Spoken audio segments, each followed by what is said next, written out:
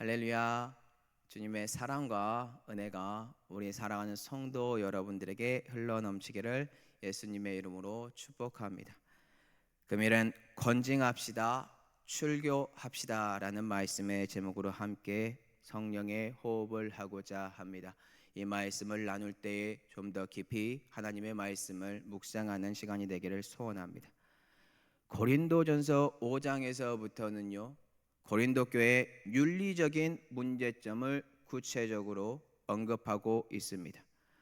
어제 우리는 근친상간에 대한 부도덕한 죄에 관하여 함께 말씀을 살펴보았습니다. 그런데 그들이 보인 교회의 반응, 어떠한 반응이었습니까? 안타깝게도 고린도 교인들이 교만해졌습니다.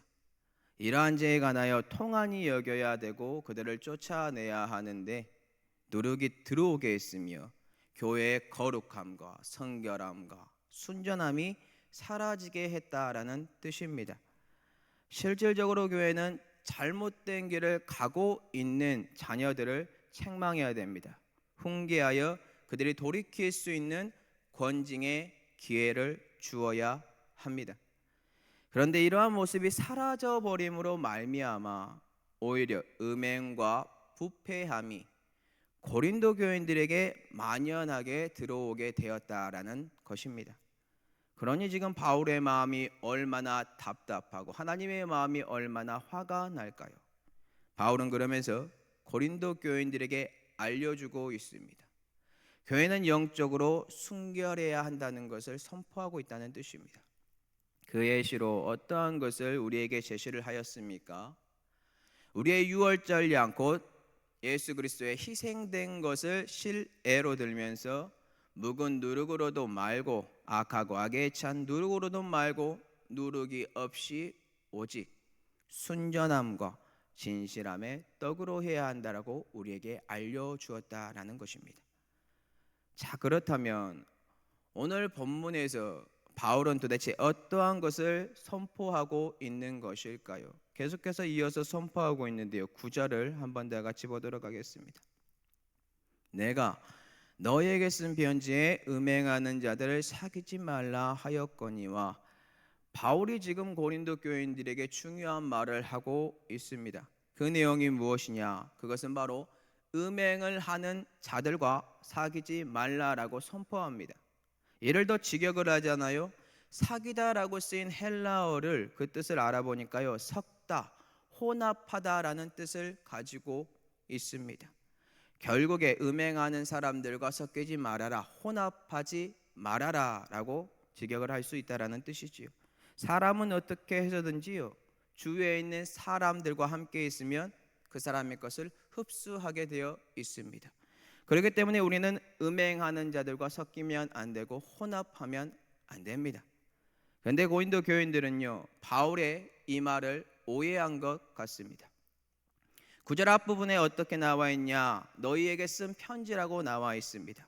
이는 금일 본문 앞절을 말하고 있는 것이 아니고요, 이미 이전에 고린도 교인들에게 쓴 편지이며 그 내용의 뜻이다라는 뜻입니다. 과거에서부터 이미 그들과 섞이지 말아라, 혼합하지 말아라 라고 내용을 썼다라는 뜻이지요.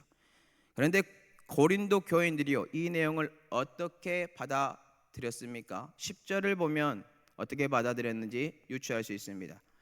이 말은 이 세상에 음행하는 자들이나 탐하는 자들이나 속여 빼앗는 자들이나 우상 숭배하는 자들을 도무지 사귀지 말라는 것이 아니니, 만일 그리하려면 너희가 세상 밖으로 나가야 할 것이라.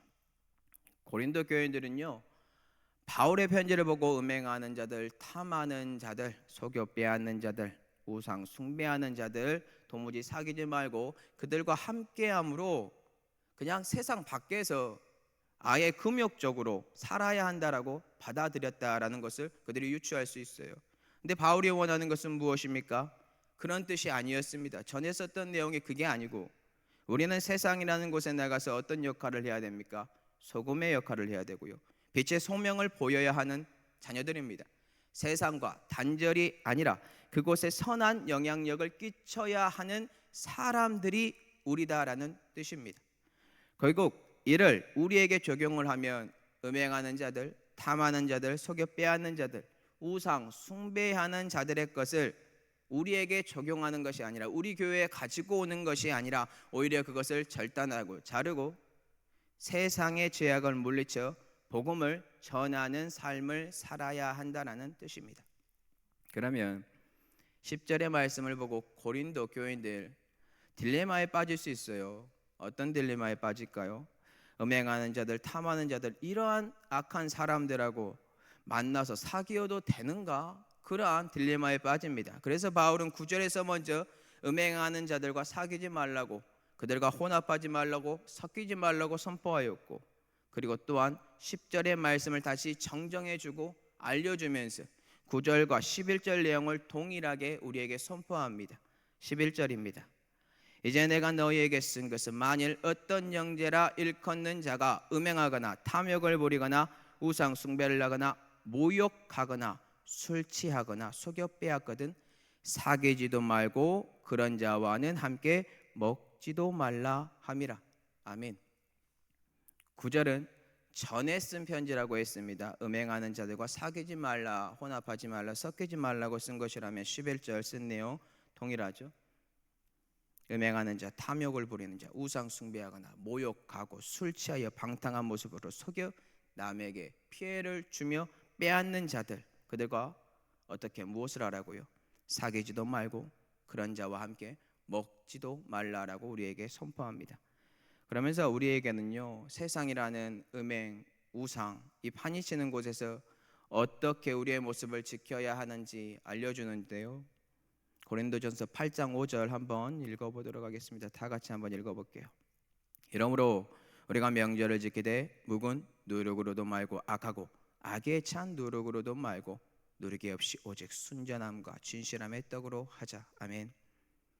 세상 가운데서요, 우리는 오직 순전함과 진실함의 모습을 유지하면서 살아야 한다는 것을 이미 먼저 알려주고 있습니다. 그러한 자들에게 우상 숭배, 음행하는 자들, 이들이 다가와서 뱀처럼 여러분들의 삶 속에 계속해서 또아리를 틀면서 살고 있다. 어떻게 될까요? 그 사람 또한 변질됩니다. 그렇기 때문에 우리는 그러한 자들과 섞이거나 혼합하면 안 됩니다. 그럼 그러한 사람들에게 어떻게 해야 할까요? 참으로 어려운 결단인데요, 이 결단을 해야 됩니다. 한번 다 같이 고린도전서 5장 13절 읽어보도록 하겠습니다. 밖에 있는 사람들은 하나님의 심판하시려니와 이 약한 사람은 너희 중에서 내쫓으라. 그리스도께서 희생함으로 순전함과 진실함을 유지해야 하는 교회, 어떻게 해야 한다라고 우리에게 지금 선포하고 있습니까? 이러한 악을 행하는 사람들을 우리 중에서, 즉 교회에서 쫓아내라고 하고 있습니다. 밖에 있는 사람에 대하여 우리가 건증할 수 있는 권한 자체가 없습니다. 그런데 교회 안에 있는 자녀들에게 어떻게 해야 한다고 선포합니까? 그 악에 관하여 권증을 해야 한다라고 합니다. 왜냐하면 적은 누룩이 온 누룩, 이 교회를 병들게 하고 거룩함이 사라지고 죄로 물들게 하기 때문입니다. 그렇다면 권증이란 무엇일까요? 교회의 교리적, 도덕적 순결을 유지하기 위한 한 방법으로서 복음의 바른 진리를 떠나 이단 사상으로 교회를 어지럽히거나 심각한 윤리적 죄를 범하고 있어도 회개하지 않는 교인들 징계를 가하는 것입니다. 그들에게 징계 가하는 거예요. 지금 현재 고린도 교인들이 이러한 죄악을 너무나도 자연스럽게 행하고 있습니다. 권징은 이루어지지 않았고 그리고 죄악만 흘러넘치는 것이 보입니다. 그래서 바울이 권면합니다. 교회의 회복을 위한 권징을 해야 한다고요. 그런데 많은 분들이 이 권징을 행하지 않으려고 합니다.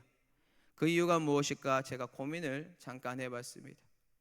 고민을 잠깐 해보니까요, 자신들이 피해를 볼까봐 그렇게 권징을 하지 않나 생각을 해봤고요, 자기의 자리를 지켜야 하고 좋은 소문이 나게 계속해서 포장을 해야 하기 때문에 교회의 거룩함보다 나는 사랑이 많은 사람이야, 그의 허물을 덮어주고 있어라고 거짓된 착각 속에 빠져있지 않나, 그러면서 오히려 그 사람을 품는 것이 아니라 방종하고 있는 것이 아닌가 생각을 해봤습니다.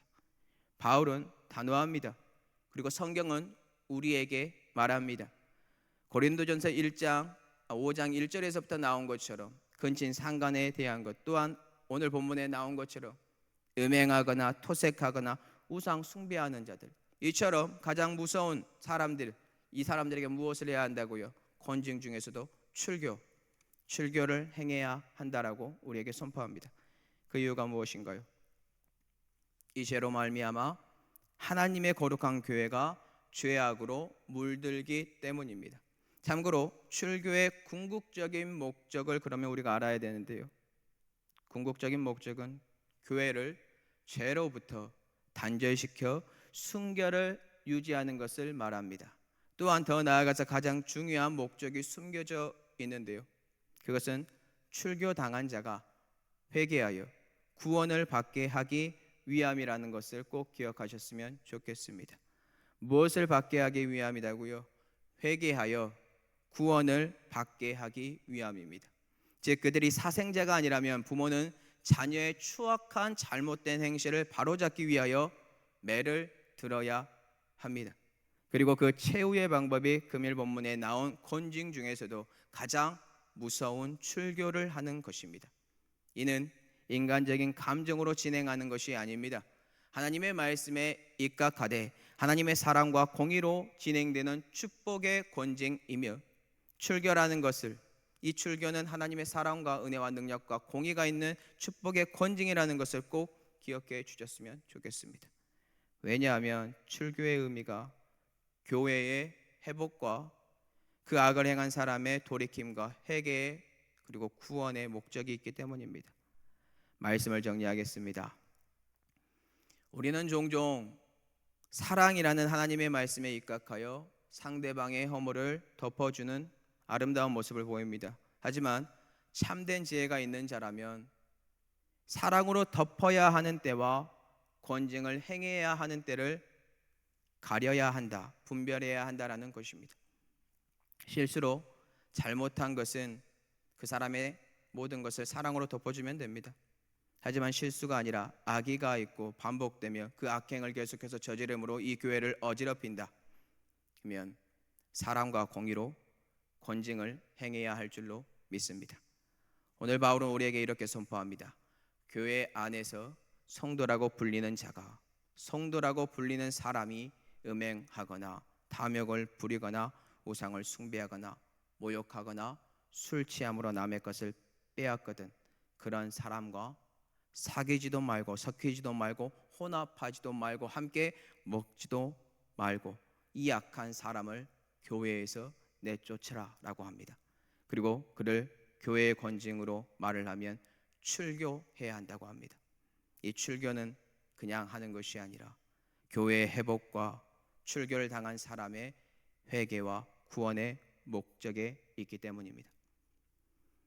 오늘 우리는 교회의 거룩함과 신실함 그리고 정결함, 이것을 회복하기 위하여 음행과 우상, 이 모든 것들을 행하는 성도라는 사람들에게 권징을 해야 하는 것을, 그리고 출교를 해야 한다는 것을 배웠습니다.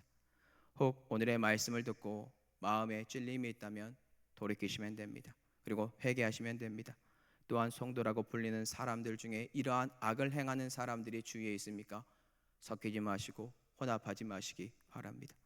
오히려 소금의 맛을 내기 위하여 고민하시고 정결함을 유지하기 위하여 발버둥 치시기 바랍니다. 그리고 교회에 권징이 필요하다면 권징하시고 출교하시되 하나님의 사랑과 공의로 진행해 주시기 바랍니다. 그러므로 우리 교회가 더욱더 정결하고 성결하고 회복되고 아버지께서 원하는 충만함이 흘러넘치며 모든 사람들이 죄를 시인하고 회개함으로 구원받는 은혜와 능력이 흘러넘치는 교회가 되기를 예수 그리스도 이름으로 축복합니다.